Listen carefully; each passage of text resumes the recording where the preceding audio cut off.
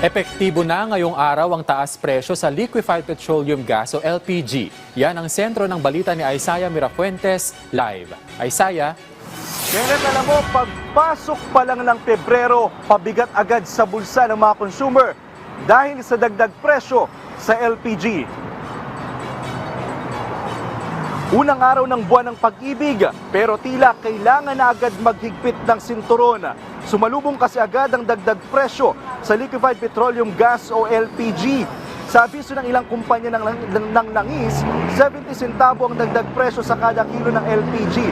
Katumbas niya na halos 8 pesos sa kada 11 kilo ng LPG tank. Maliban dyan, inaasahan din na tataas ang presyo ng gasolina sa susunod na linggo.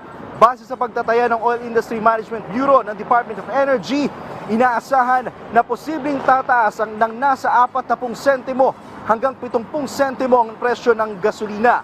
Ngunit magandang balita naman dahil inaasahan ang pagbaba ng nasa 1 peso and 30 centavo hanggang 1 peso and 60 centavo sa presyo ng diesel at maglalaro sa 85 centavo hanggang piso ang posibleng ibaba sa presyo ng kerosene. Alam mo, Kenneth, umaasa ang maraming mga tsuper na yung pagbaba sa diesel at sa kerosene ay magtuloy-tuloy dahil kadalasan daw ang nangyayari, mas malaki pa ang itinataas ito kumpara sa ibinababa. At yan muna ang update para sa presyo ng LPG at ng crudo. Balik muna sa iyo, Kenneth. Maraming salamat, Isaiah Mirafuentes.